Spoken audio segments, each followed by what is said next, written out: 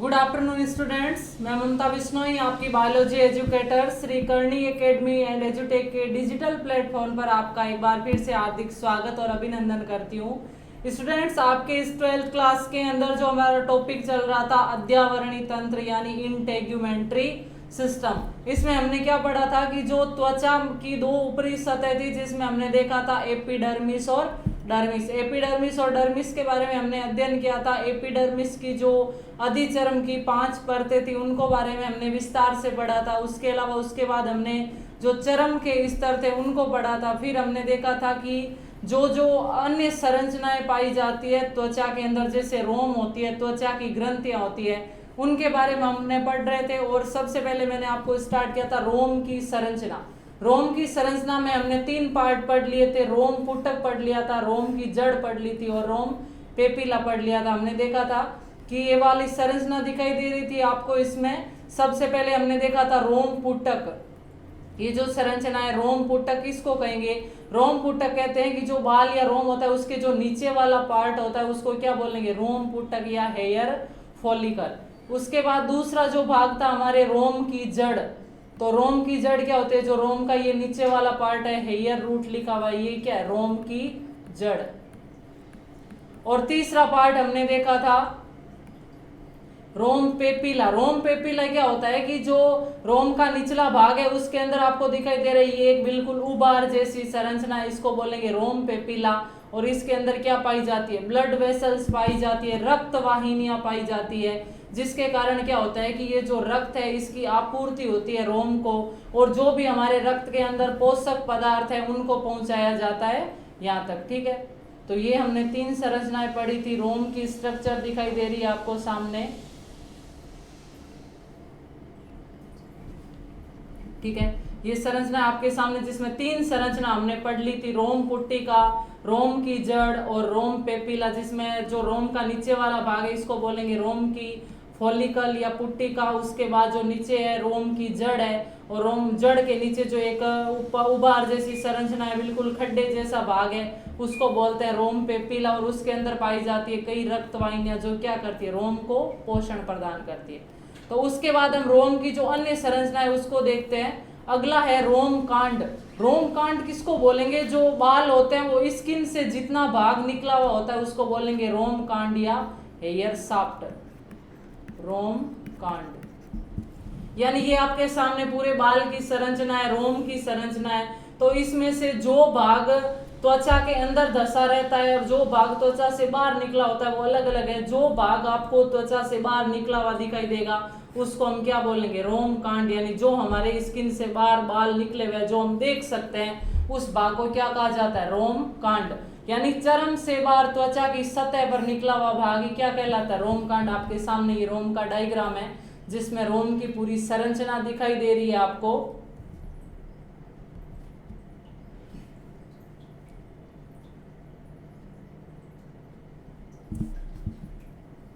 ठीक है, फिर नेक्स्ट हम देखते हैं रोम कांड के 3 भाग है। यानी जो ये त्वचा के बाहर आपको पार्ट दिखाई दे रहा है इसके अंदर 3 भाग है। वो 3 भाग कौन कौन से है? सबसे पहला है उप त्वचा, उसके बाद है वल्कुट और फिर है मध्यांश। तो देखिए ये जो रोम है इसके सबसे जो बाहर वाली लेयर होती है, जैसे हमारे त्वचा की बाहरी लेयर होती है उसको हमने अधिचर्म बोला, उसी प्रकार जो बाल की सबसे बाहरी संरचना होती है उसको क्या कहेंगे? अधित्वचा कहेंगे। उसके बाद अधित्वचा के नीचे वाला जो भाग होता है उसको बोलते हैं कॉर्टेक्स, और सबसे अंदर वाला भाग होता है उसको बोलेंगे मेडुला। सबसे बाहरी भाग है वो है उपत्वचा, उसके बाद में वल्कुट, और सबसे भीतरी भाग क्या कहलाता है? मध्यांश। अब इन तीनों में अंतर क्या है कि रोम का सबसे बाहरी स्तर होता है, वल्कुट है वो मध्य स्तर होता है, और इसकी स्तर की कोशिकाओं में क्या पाए जाते हैं? रंगाकण।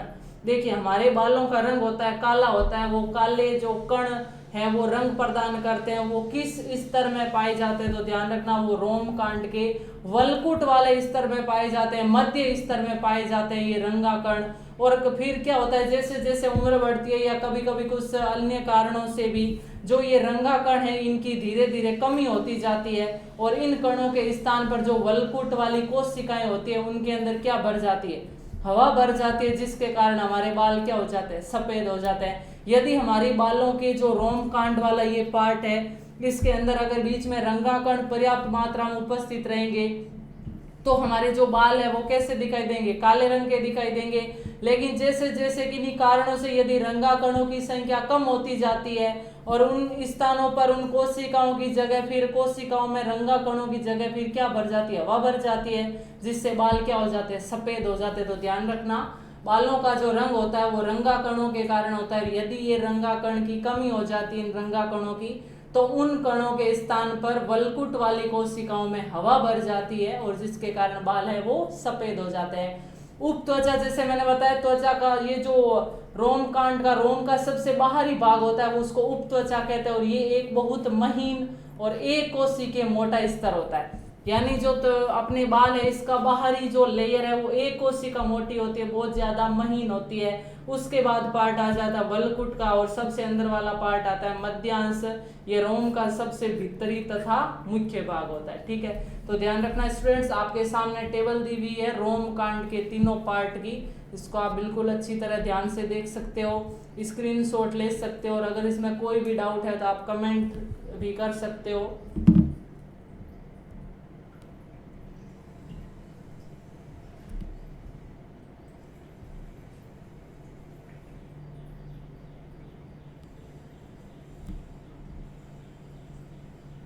तो आपके सामने ये रोम कांड की टेबल शो की गई है।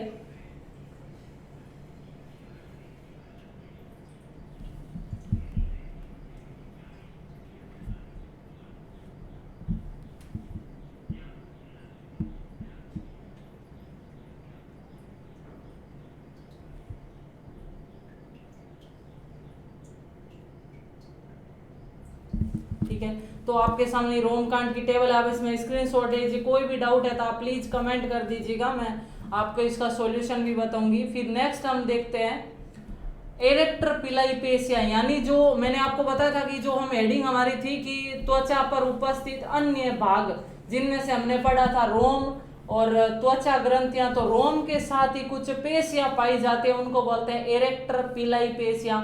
ये पेशियां किस में उपस्थित रहती है, चर्म में उपस्थित रहती है और ये क्या करती है, हमारे बालों की गति करवाती है। बाल इधर उधर गति करते हैं तो इन पेशियों के कारण करते हैं। लेकिन ये पेशियां क्या करती है, जैसे ये संकुचित होंगे तो हमारे बाल खड़े हो जाएंगे, फिर जैसे ये शिथिल होगी तो हमारे बाल वापस आड़े हो जाएंगे। हम देखते हैं कभी कभी हमें डर लगता है या ठंड के समय हमारे बाल रोंगटे खड़े हो जाते हैं, बाल खड़े हो जाते हैं, क्योंकि जो ये एरेक्टर पिलाई पेशियां होती है वो क्या हो जाती है, संकुचित होगी तो बाल खड़े, और अगर ये शिथिल हुई तो ये बाल वापस लूज हो जाते हैं। तो एरेक्टर पिलाई पेशिया बहुत इंपॉर्टेंट है, ध्यान रखना। चर्म में उपस्थित रहती है, बालों की गति का नियंत्रण करती है और जब ये संकुचित होती है तो बाल खड़े हो जाते हैं। यानी भय और ठंड लगने के समय बालों का खड़ा होना कौन कंट्रोल करता है, एरेक्टर पिलाई पेशिया।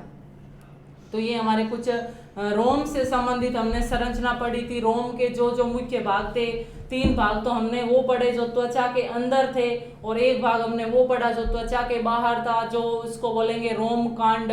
और उसके 3 भाग, यानी हमारा जो ये बाल दिखाई दे रहा है इसके 3 पार्ट है। जो सबसे बाहर वाला है वो बाह्य स्तर, उसके बीच वाला कॉर्टेक्स और सबसे अंदर वाला मेड्यूला। ठीक है, और जो मेड्यूला बीच वाला भाग है कॉर्टेक्स, उसके अंदर रंगाकण पाए जाते हैं जिसके कारण बालों का रंग होता है। और जैसे जैसे किसी कारणों से रंगाकणों की कमी हो गई तो कॉर्टेक्स वाली कोशिकाओं में हवा भर जाती है जिसके कारण बाल क्या हो जाते हैं, सफेद हो जाते हैं। एरेक्टर पिलाई पेशियों का ध्यान रखना, ये बालों की गति का नियंत्रण करती है। अगर ये पेशियां संकुचित होगी तो बाल खड़े हो जाएंगे और अगर ये शिथिल रहेगी तो बाल आड़े रहेंगे। और ठंड और भय लगने के समय बालों का खड़ा होना कौन सी पेशियां कंट्रोल करती है, एरेक्टर पिलाई पेशियां। फिर नेक्स्ट हम देखते हैं त्वचा में उपस्थित ग्रंथियां, उनको बोलेंगे त्वक ग्रंथियां। त्वक या त्वचा में उपस्थित ग्रंथियां एक ही चीज है, तो ध्यान रखना त्वक ग्रंथियां क्या होती है, त्वचा में उपस्थित ग्रंथियां।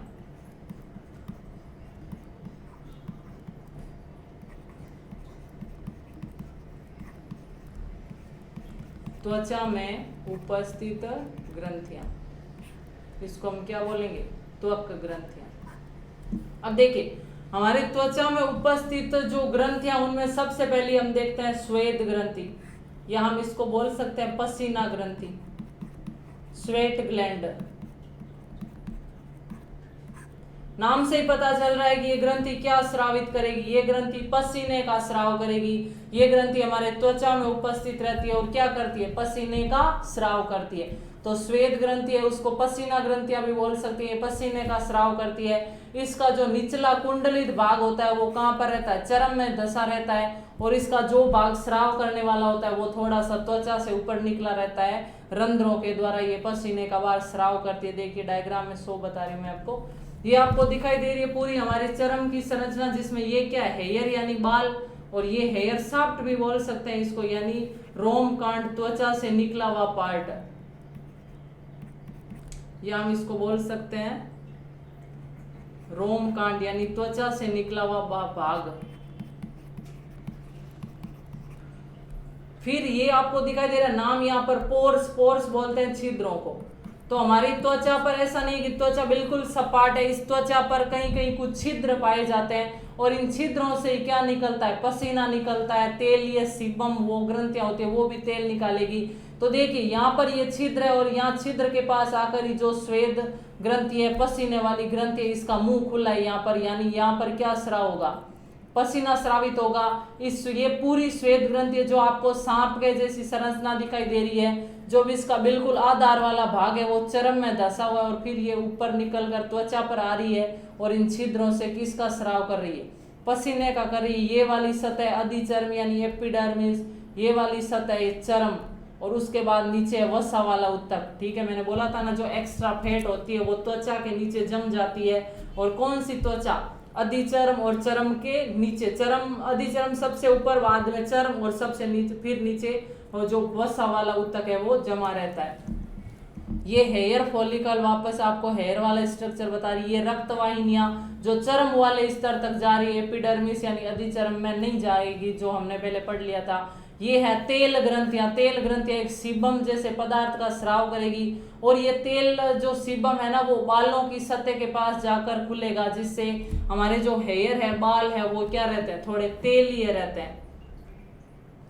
तो ये आपको दिखाई दे रही है सामने पसीना ग्रंथियां, जिसका आधारी भाग है वो चरम में धसा रहता है, और फिर ये ऊपर आकर छिद्रों के द्वारा त्वचा से अधिचर्म से ऊपर खुलती है, और किसका स्राव करती है, पसीने का स्राव करती है। तो आपके सामने ये डायग्राम है, आप इसका स्क्रीनशॉट भी ले सकते हो।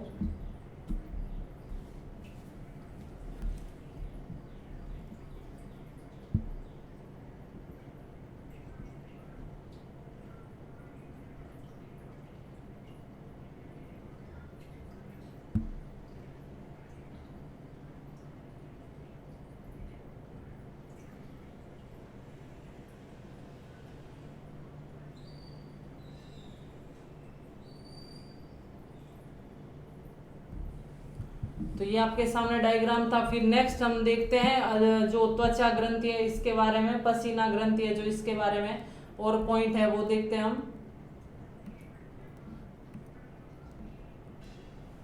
श्वेत ग्रंथि निचला कुंडलित भाग, जैसे आपको डायग्राम में बताया, ये चरम में धसा रहता है, बाकी पार्ट है वो ऊपर आकर ये क्या करती है, खुलती है। फिर जो मनुष्य के अंदर 25 लाख श्वेत ग्रंथियां पाई जाती है, यानी हमारे पूरे शरीर पर कितने पसीने का स्राव होता है, तो उन पसीनों को स्राव करने के लिए छोटी छोटी ये श्वेत ग्रंथियां होती है।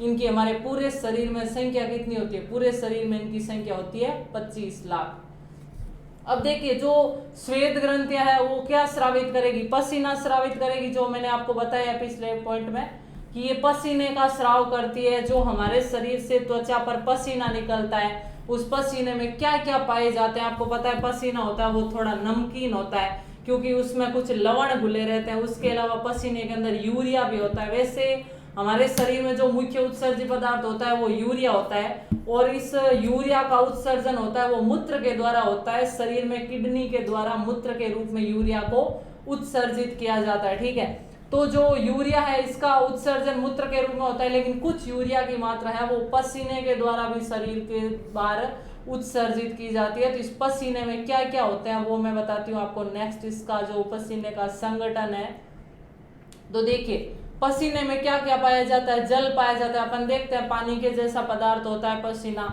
इसमें जल होता है, लवण होता है, यूरिया होता है, और कौन सी गैस होती है, कार्बन डाइऑक्साइड।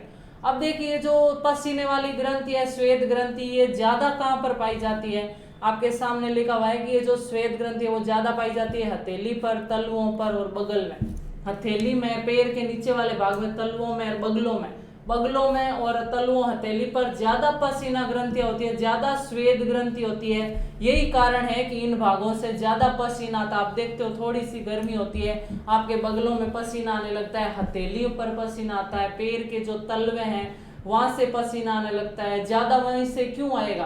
क्योंकि वहां पर क्या है, पसीना ग्रंथियां नहीं पाई जाती। अपने होठों के ऊपर पसीना ग्रंथियां नहीं होती है, इसलिए आप देखते हो कितनी भी गर्मी ऊपर पसीना आ सकता है लेकिन होठों पर पसीना नहीं आएगा। क्यों? क्योंकि वहां पर श्वेत ग्रंथि नहीं पाई जाती है। अब देखिए इन श्वेत ग्रंथि के द्वारा जो ये पसीना निकाला जाता है, इसका काम क्या है हमारे शरीर के अंदर? तो इसका कार्य है शरीर के तापमान का नियंत्रण करना। यानी शरीर का जो टेम्परेचर कंट्रोल कैसे होगा? पसीने से, कि जो टेम्परेचर है जिससे पसीना जैसे जैसे हमारी त्वचा से बाहर स्रावित होगा तो जो स्किन है वो ठंडी होती रहेगी, त्वचा है उसका तापमान थोड़ा कम होता रहेगा। यानी आप देखते हो कि पसीना आने के बाद उस स्थान पर अगर आप हाथ लगाओगे, उस त्वचा पर अगर आप हाथ लगाओगे तो वो त्वचा आपको बिल्कुल ठंडी, कूल फील होती है, बिल्कुल ठंडी त्वचा फील होती है, जिसके कारण क्या होता है थोड़ा सा टेम्परेचर है वो कम हो जाएगा, और टेम्परेचर कम हो जाएगा मतलब शरीर के तापमान का नियंत्रण हो जाता है। आप देखते हो कि गर्मियों के टाइम गर्मी होती है तो ज्यादा पसीना आता है लेकिन सर्दी में पसीना नहीं आता है। तो ये पसीना एक अनुकूलन है हमारे शरीर के टेम्परेचर को कम करने का, कि जैसे जैसे पसीने निकलेगा तो शरीर का तापमान है वो कम होता जाएगा, और शरीर का तापमान कम होगा तो फिर अपने शरीर में टेम्परेचर है वो कंट्रोल रहेगा। तो ध्यान रखना, पसीने का कार्य क्या होता है? शरीर के तापमान का नियंत्रण करना। तो ये आपके सामने पॉइंट है स्टूडेंट्स, जो आपकी सिलेबस में है वही मैं बिल्कुल आपको एज इट इज वो, इसके अलावा कुछ एक्स्ट्रा बिल्कुल सरल रूप में बना के आपके सामने प्रस्तुत कर रही हूँ। तो प्लीज मेरी आपसे रिक्वेस्ट है कि अगर आपको अच्छी तरह तैयारी करनी है तो कंटिन्यू आप वीडियो देखते रहिए, और जो जो मैं बता रही हूँ उस चीज को आप नोट्स के रूप में बनाते रहिए। साथ में अगर आप इतना जल्दी भी नहीं लिख सकते तो आप इसका स्क्रीनशॉट ले सकते हो, बाद में वापस आप उस वीडियो को देख के साथ साथ नोट बना सकते हो, और जो भी आपको प्रॉब्लम है वो आप कमेंट्स करके इसका सॉल्यूशन भी ले सकते हो। लेकिन रिक्वेस्ट ये है कि जो आपके लिए ऑनलाइन डिजिटल प्लेटफॉर्म स्टार्ट किया, आप इसका ज्यादा से ज्यादा घर पे बैठे हुए फायदा उठाओ, ठीक है। तो पसीने का कार्य शरीर के तापमान का नियंत्रण करना। फिर हम देखते हैं दूसरे प्रकार की जो ग्रंथि होती है त्वचा ग्रंथि, वो है तेल या सीबेसियस ग्रंथि। तेलीय ग्रंथि या इसको बोलेंगे सीबेसियस ग्रंथि। क्यों बोलते हैं? क्योंकि इस ग्रंथि के द्वारा जो पदार्थ निकाला जाता है तेल के समान, उसका नाम है सीबम। इसी कारण इस ग्रंथि को क्या बोला गया? सीबेसियस ग्रंथि। ये ग्रंथि कहाँ पाई जाती है? ये पाई जाती है बालों की जड़ों के पास और पुट्टिकाओं के पास स्थित होती है। देखिए ये जो सीबेसियस या तेल ग्रंथि है ये बालों की जड़ों या पुट्टिकाओं के पास पाई जाती है, और ये कहां पर खुलती है? पुट्टिका में खुलती है। मैंने आपको बताई थी स्ट्रक्चर जो बाल की,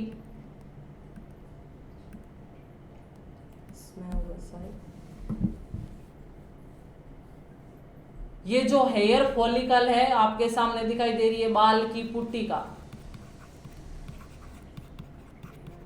इसके पास ही पाई जाती है जो ये रही ऑयल ग्लैंड, अभी मैंने आपको बताया था तेल ग्रंथि, या हम इसको बोलेंगे सीबेसियस ग्रंथि। सीबेसियस ग्रंथि, ठीक है। तो ये ग्रंथि कहां पाई जाती है? ये वाला पार्ट है वो हेयर फॉलिकल वाला पार्ट है, इसके पास ये ग्रंथि पाई जाएगी, और ये ग्रंथि जो सीबम निकालेगी, तेल ये पदार्थ निकालेगी, निकाल कर इसको कहां पर डाल देगी? इस हेयर के अंदर डाल देगी। यहां से ये जो तेल है ये पूरे बालों के ऊपर तक चढ़ेगा, और इस तेल को क्या बना के रखेगा? चिकना बना के रखेगा। अब ये तेल के अंदर, इस बाल के अंदर ये चिकना बना के रखेगा। इस बाल के अंदर क्या चिकना ही है, जिससे क्या होगा कि हमारी जो ऊपर की स्किन है वो भी थोड़ी चिकनी हो जाएगी, और बाल भी क्या रहेंगे? चिकने रहेंगे। किस कारण रहेंगे? तेलीय ग्रंथि द्वारा स्रावित जो तेल जैसा पदार्थ होता है जिसको हम सीबम बोलते हैं, उसके द्वारा। तो ध्यान रखना, ये जो तेल ग्रंथि या सीबेसियस ग्रंथि ये कहां पर पाई जाती है? ये पाई जाती है इस बाल की पुट्टिका के पास, हेयर फॉलिकल के पास पाई जाती है। ये आपको बिल्कुल छत्ते के जैसी जो संरचना दिखाई दे रही है ना, यही क्या है? तेल ग्रंथि या सीबेसियस ग्रंथि। और इस ग्रंथि के द्वारा जो तेल जैसा पदार्थ निकाला जाएगा उसको बोलेंगे सीबम। तो इस सीबम को कहां पर डाला जाता है? तेल की बाल की पुट्टिका में डाला जाता है, हेयर फॉलिकल में डाला जाता है, जहां से ये तेल क्या करता है, ऊपर चढ़ता है और फिर इस पूरे हेयर को क्या करता है, स्मूथ बना के रखता है।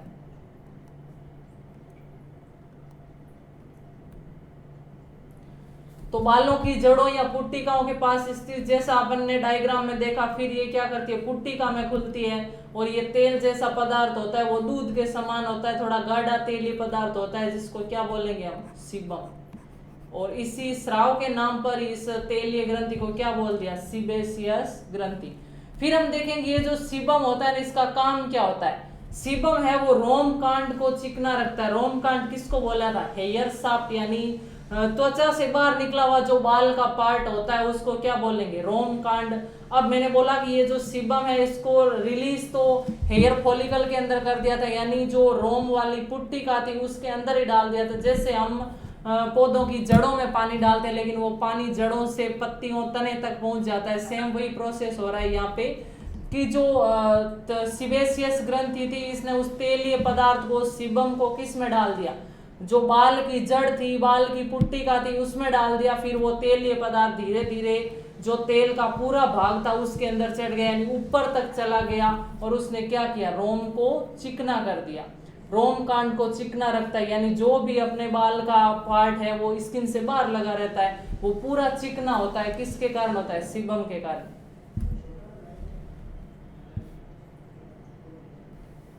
ठीक है। अब जो ये तेल ग्रंथियां होती है नहीं, हमारे शरीर के सब भागों पर पाई जाती है, परंतु हथेली और तलुओं पर अनुपस्थित होती है। यानी अपनी पूरी जो स्किन है, वो पूरे शरीर पर स्किन है, उस पर में सभी जगह तेल ग्रंथियां पाई जाती है। और जितनी भी स्किन है उसको थोड़ा सा ये चिकना बना के रखती है, ऑयली बना के रखती है, लेकिन दो जगह पर नहीं पाई जाती। ध्यान रखना, एक तो हमारी हथेली होती है और एक पैर के तलवे होते हैं, उन दोनों पर क्या नहीं पाई जाती है? तेल ग्रंथियां नहीं पाई जाती है।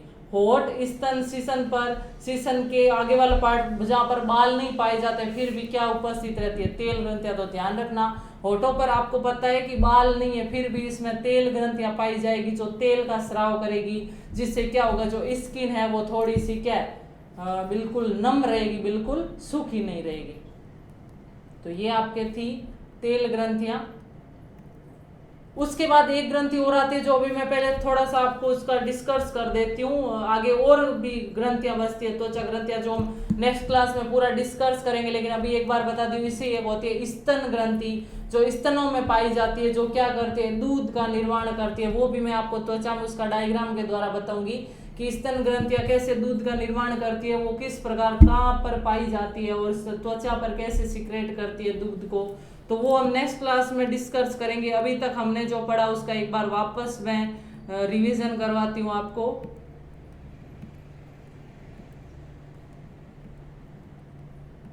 पिछली क्लास में हमने इस रोम की जो संरचना थी उनको पढ़ा था, जिसमें हमने रोम की 3 संरचनाओं को पढ़ा था: रोम पुटक, रोम की जड़ और रोम पेपिला।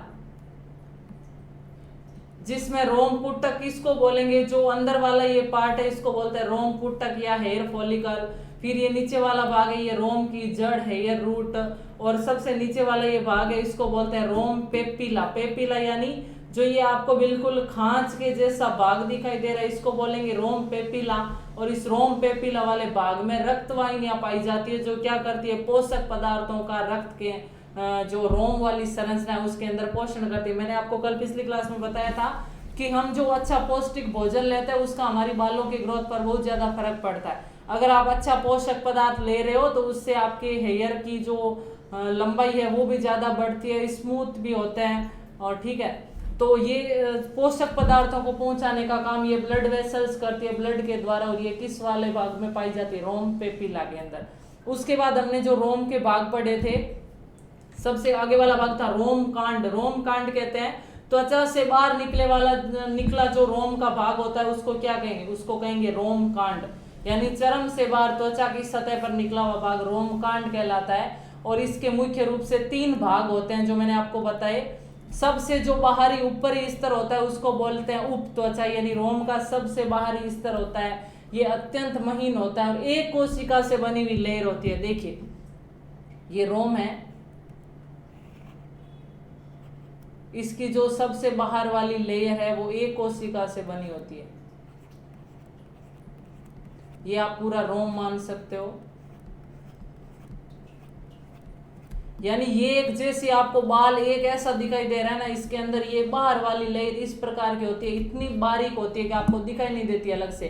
फिर बीच वाला जो पार्ट होता है उसको बोलते हैं कॉर्टेक्स, और सबसे अंदर वाला जो भाग होता है उसको बोलेंगे मध्यांश। तो ऐसी 3 संरचनाओं से मिलकर एक ऐसी बाल जैसी संरचना बनती है। ठीक है,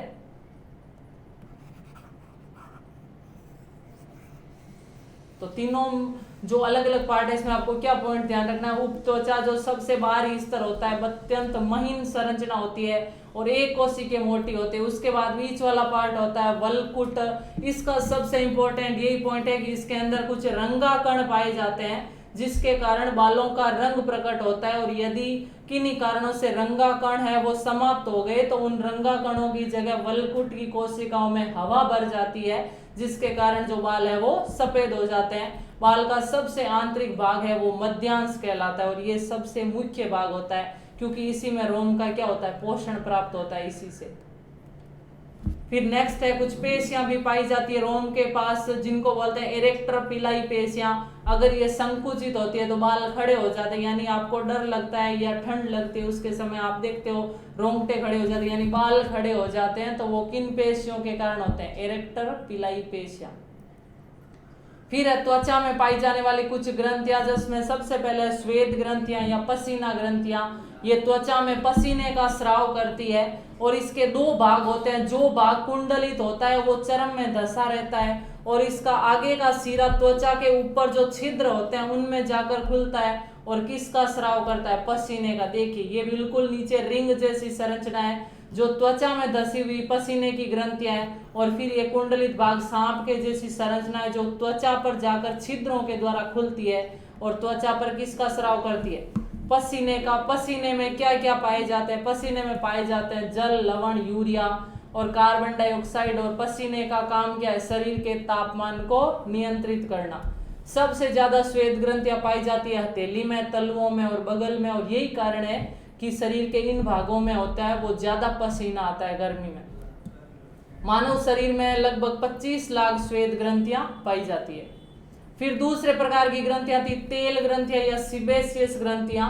ये ग्रंथियां भी त्वचा में उपस्थित रहती है और त्वचा पर जो ग्रंथियां हैं इनमें और पसीना ग्रंथियां में क्या अंतर है कि पसीना ग्रंथियां तो त्वचा पर जाकर ही पसीने का स्राव करेगी, लेकिन ये जो तेल ग्रंथियां है ये त्वचा पर जाकर पसीने का स्राव नहीं करेगी, बल्कि ये जो रोम या बाल होता है उसके आंतरिक भाग में ही डाल देगी तेल या सीबम को। फिर उससे जो तेल है वो सीबम है वो बाल के पूरे भाग तक चला जाएगा, और जो रोम कांड है त्वचा से निकला हुआ बाहरी भाग है उसको चिकना बनाएगा।